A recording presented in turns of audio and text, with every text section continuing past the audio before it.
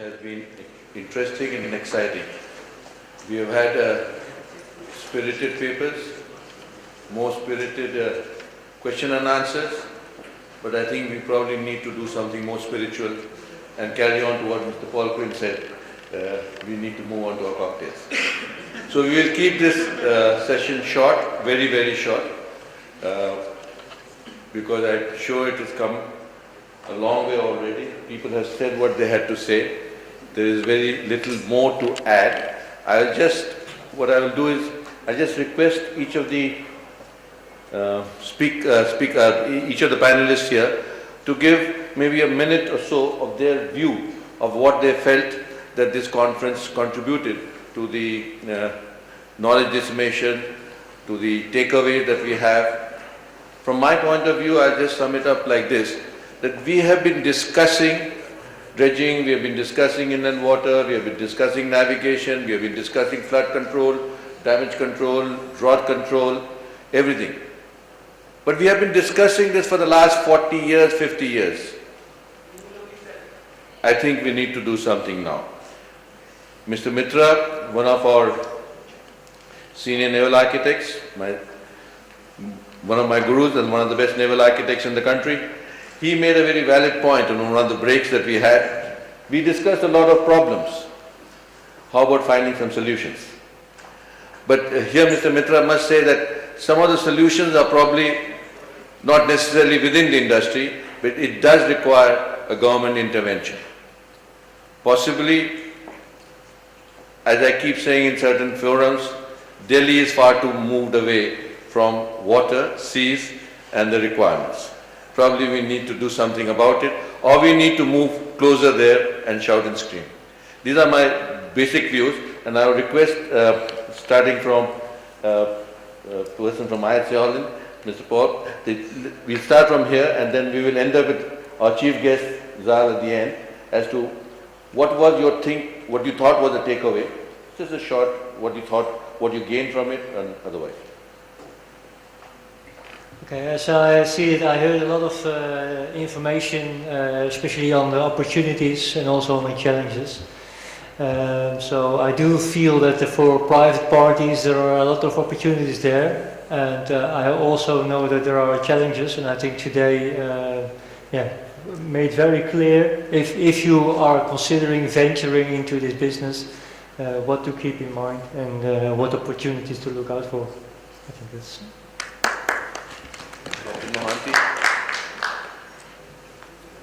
Kumar Sahab, thank you. I find this time the participation is quite wide, and the matters which are discussed, they are not stereotyped.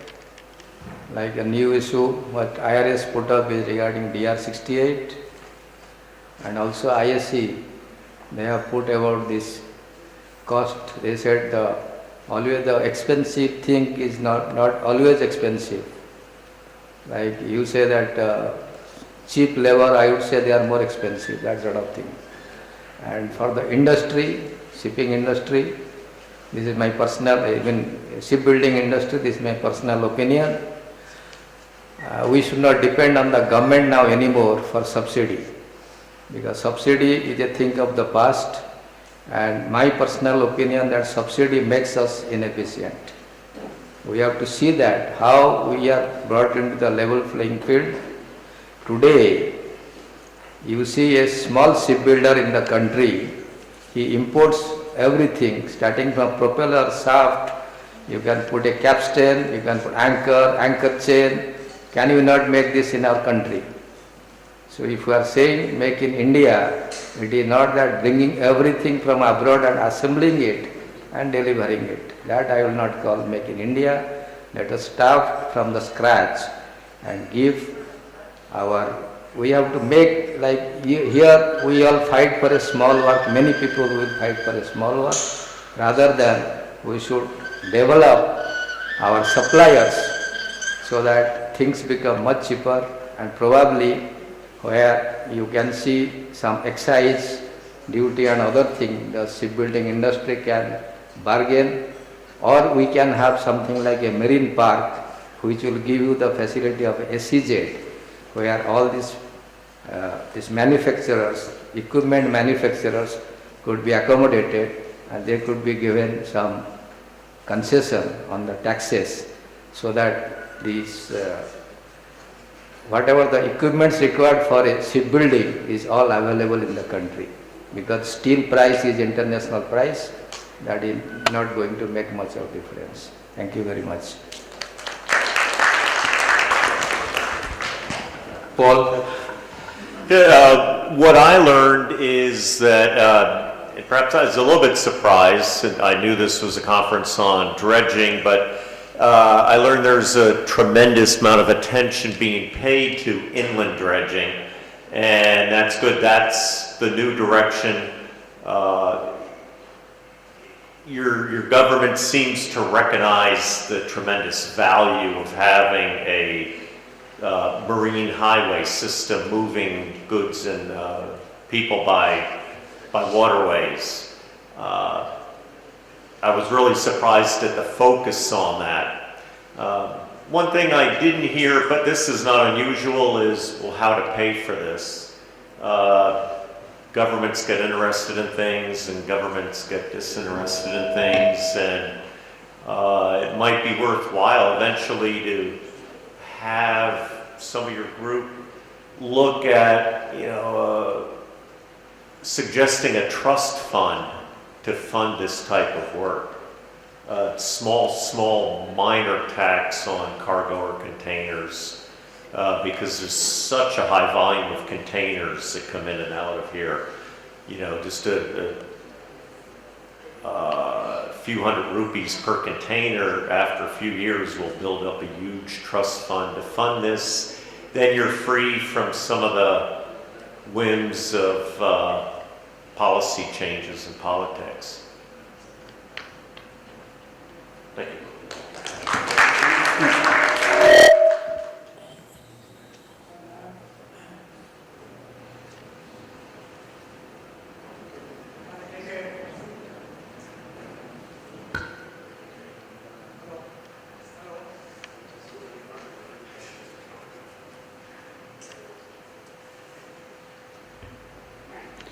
Hello. Well, I take a very dim view of the dredging industry in India. The dredging industry is going through a very difficult times at the moment. If you look at the maritime agenda for 2010 to 2020, 200 billion rupees were allocated.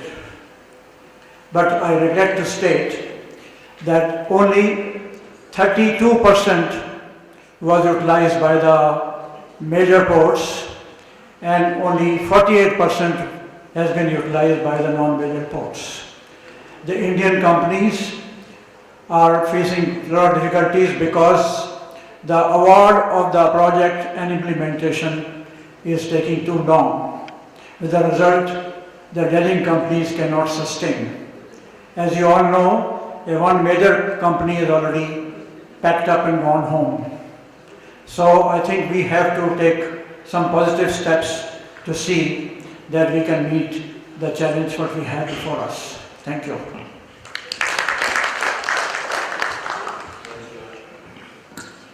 Colonel George. I think it was a very well attended conference with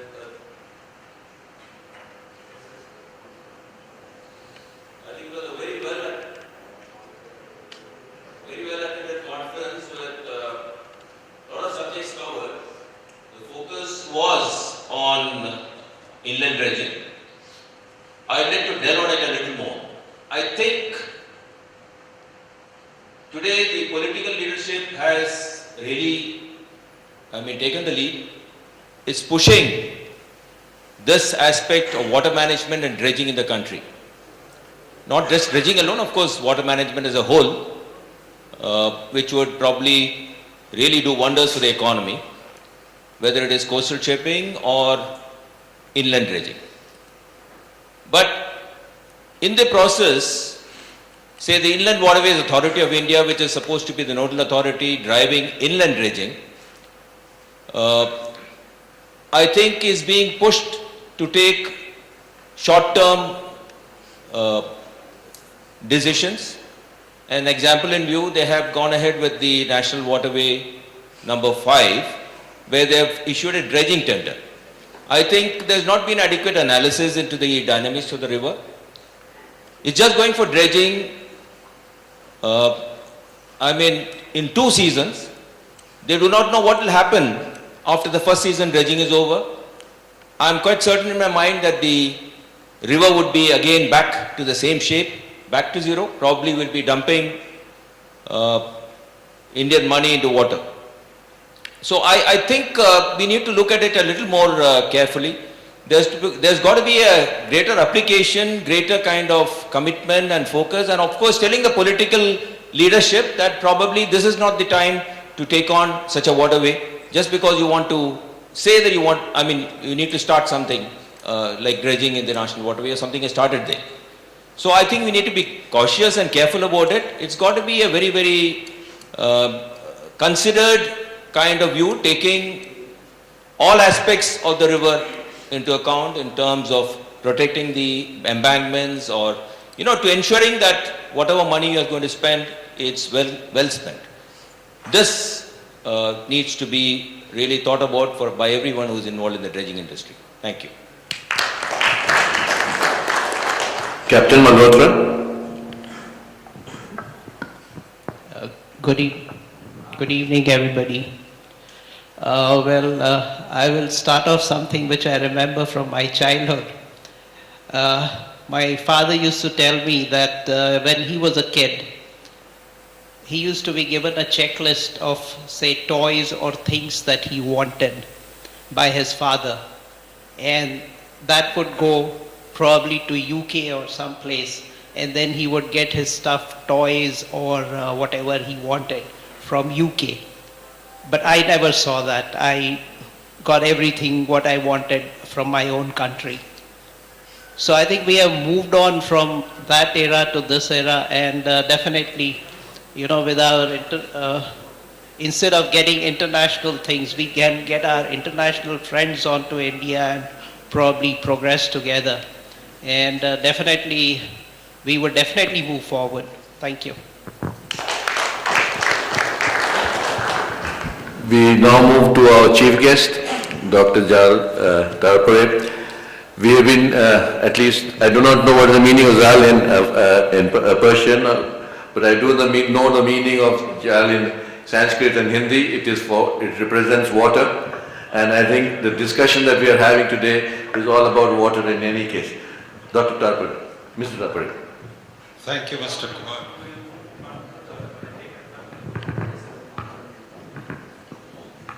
Thank you, Mr. Kumar. Just to clarify, the meaning of the word Zal in Persian is old. And as I said in the beginning, I'm already very ancient.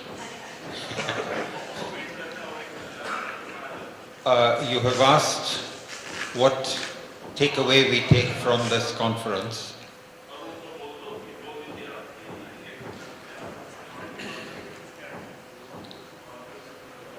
Colonel Saab has mentioned that we are at a turning point in history. I won't call it the history of India really. We are limited ourselves to this dredging conference. And I would say that Colonel George is right in saying this. We are at a very important turning point in the dredging industry. Now, I would only request Mr. Kumar and Mr. Ganguly that we have had extremely interesting and informative participation here. I'm not very sure that all of this is in the printed booklet, but if you could bring it out in some manner, the information, for instance, put out by Captain Malhotra in his presentation was extremely informative, and it would be very, very interesting, not only for people interested in dredging, but for the general administration at large, for the government of the day to know what this information is. This will help in taking the country forward. And I would recommend that you please gather all this information together and put it in some booklet form or circulate it on email. That should be sufficient.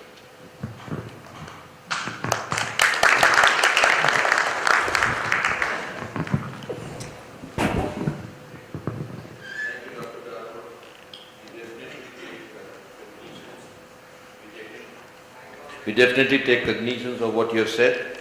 We will definitely publish and at least electronically send it to all the delegates what we have discussed here today. And I would like to take the opportunity of all the senior people here. We will probably circulate a small takeaway from this conference, circulate it to the panelists, would want their views on it and would like to take that forward to the ministry and the powers that be.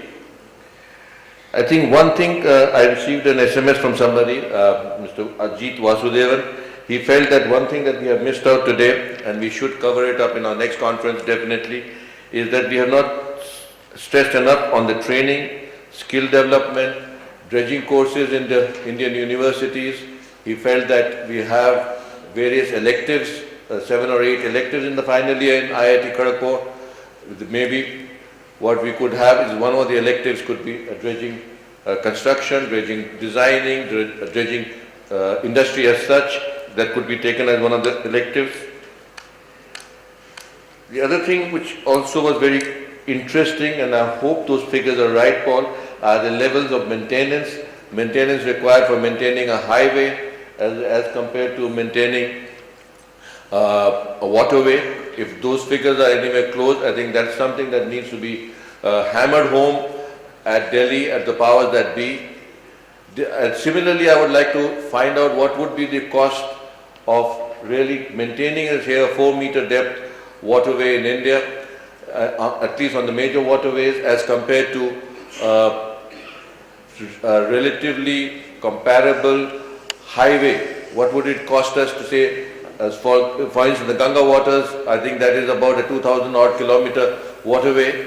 What would it cost to make 2,000 kilometers of highway, taking prime land, and then also indicate that to the government that it is there. And it's not only for navigation purposes, as we have discussed throughout the day, it has many other implications. As Dr. Roy had said, we need to look into the environment, but we need to analyze that, all right, maybe every single activity that we do probably has an impact on the environment. The fact that we breathe has an impact on the environment. Doesn't stop us from breathing. We just must be aware of the consequences and say that, all right, that is something that we have to live with and take necessary precautions and mitigating measures to make sure that is not, main thing.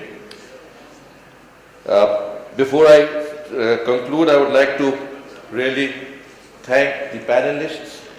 I am sorry that we had such a short session, but as I said, we need to have very much more spiritual discussions in the other room. I would like to thank all the speakers. I would like to thank the audience. I think it has been a very, very well attended conference.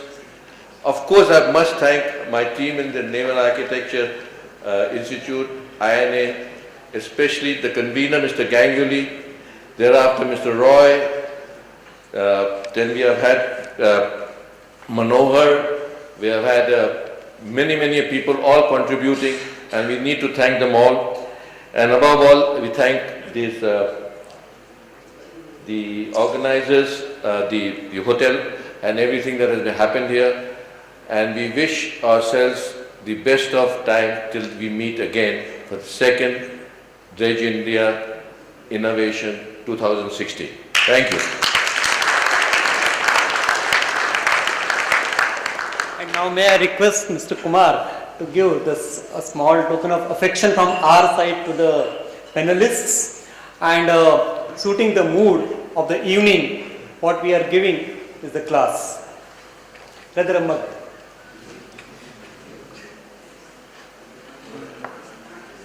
Mr. Timon. He carried on the conversation.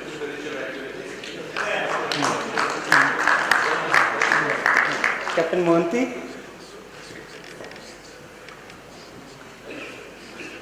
Mr. Quinn,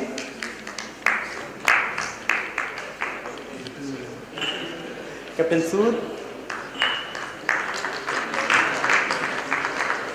Colonel George,